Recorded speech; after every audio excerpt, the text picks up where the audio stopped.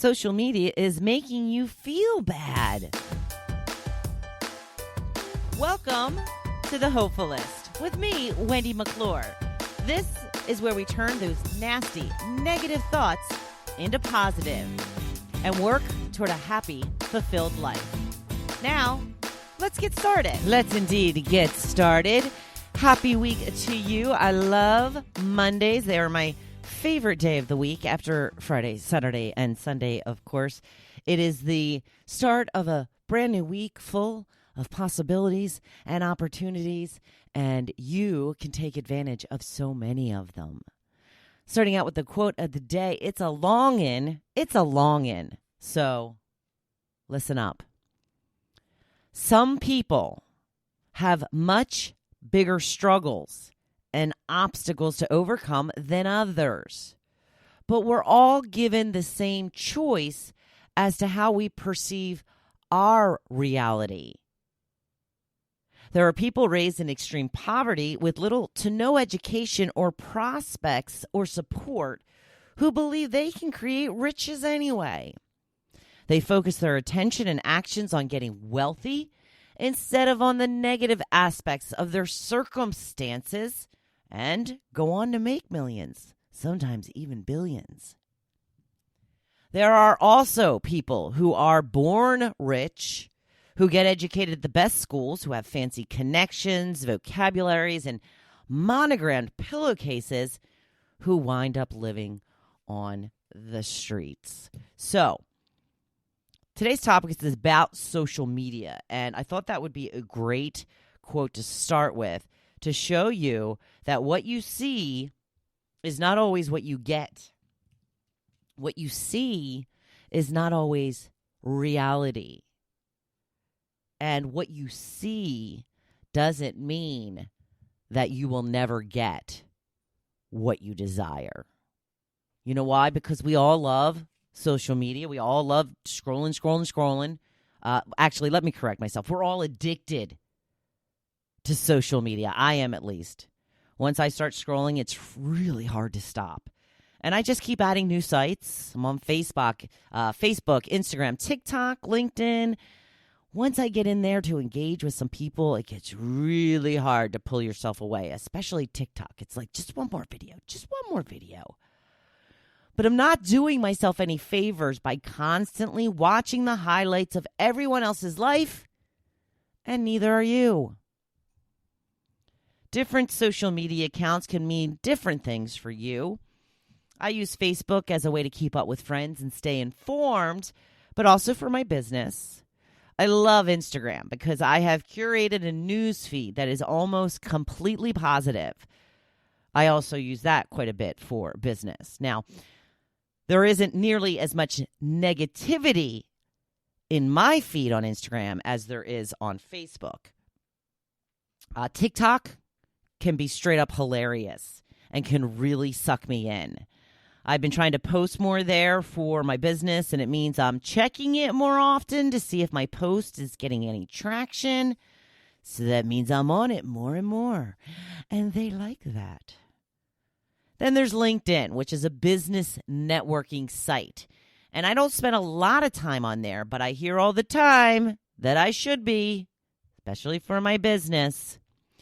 Now, the biggest drawback of these sites are the fact they only see the good stuff in people's lives. And it creates this illusion that everyone has it better than you. Even though you know on a logical level that this is all smoke and mirrors, your brain doesn't always recognize that. And you start to literally feel like you are behind or not as good. This is true. Just for the fact that you are following, say, the Kardashians and seeing all the amazing things they have in their lives every day, your brain is comparing that to your life. And that's why you feel like you don't have enough. You feel like you aren't as good, especially since most of us don't even have a fraction of what they have, right?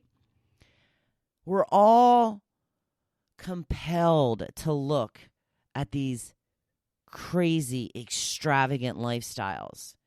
But it doesn't help us unless it's going to motivate us to work harder. That's a different story. But that's not what most of us are doing. Most of us are just watching with jealousy and envy. When I first moved to LBI, they have every year what they call the house tour. And they put about 7 or 8 homes on display, real people's homes on display that you can tour through. And the first year I lived here, I was like, I'm doing it. I can't wait to see these houses. I spent that whole day being jealous. I spent that whole day wishing for houses that looked even remotely like that, and being so far away from that, it was unbelievable. So I kind of went, they were amazing houses. I liked them. They were great. But at the same time, all I did was wish I had it.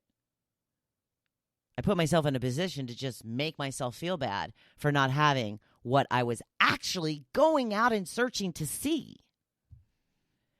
It's the same with watching TV.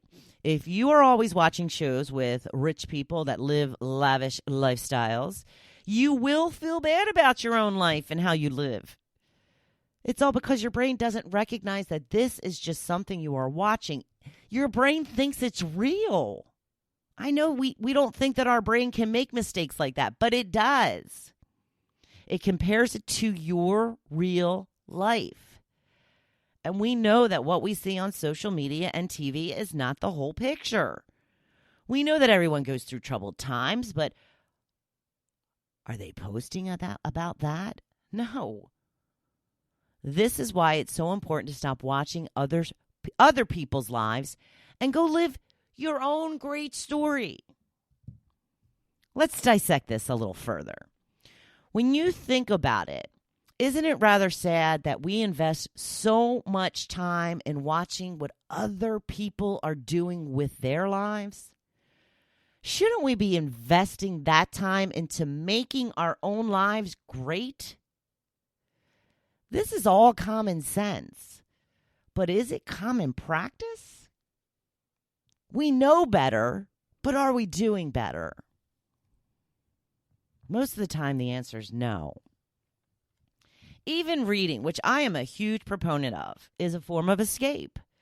We leave our own lives for a while and live someone else's. It's fun and interesting, but it isn't all we should be doing. We need to spend as much time planning and enjoying our own life as we do scrolling, watching, and reading. Think about that for a minute. What if you took the time you spent watching other people and used it on yourself instead? Coming up with ideas about things that you want to try. Making plans for starting that new skill. Studying something that you've always wanted to learn more about. Reflecting on what has made you feel happy and what hasn't. Learning about subjects you've always been curious about. Now, if you just put a fraction of the time you spend watching and scrolling, I bet your life will be a whole lot better. And then you wouldn't even feel the need to scroll and watch as much. What do you think? Take a half hour each week to map out what you want life to look like for that week. Decide on what you want to spend less time on and what you want to do more of. Build in some time to do something you haven't ever done before, or something you used to do all the time but never have time for now. Think back to when you were young and free. What did you do back then? Is it anything you would want to try again? I follow Rachel Hollis. I was listening to her podcast this week, and she was talking about how she organizes her calendar and how she color codes certain things. She said that anything that is life affirming for her, which means something that brings her joy, something that she loves, something that she thinks adds to her life and well-being, she color codes that yellow. And she says if she looks through her calendar and she sees more than a week without yellow in it, she knows she's doing something wrong. So we should be, in fact, we need to be doing more things that we love. Stop watching the Kardashians. Just stop. They have enough followers. They're not going to miss you. Start following yourself.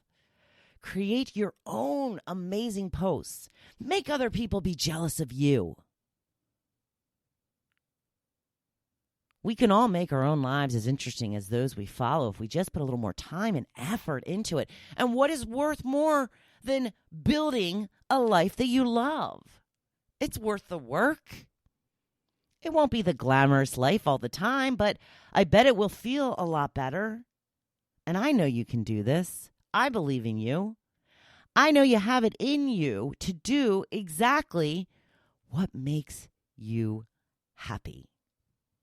You just have to figure it out. Take a little time. If you like this episode, please go ahead and hit that follow or subscribe button and share it with a friend. If you're interested in getting personal positivity training to pump up the happiness in your life, check out my website at hopefulist.com/training. It's one-on-one training to design the exact life you are looking to build. Now, get on out there and be badass this week. You know I'm always here, cheering you on. Thank you for listening to The Hopefulist. Now, don't you feel good? Make sure you come back next week. See you then.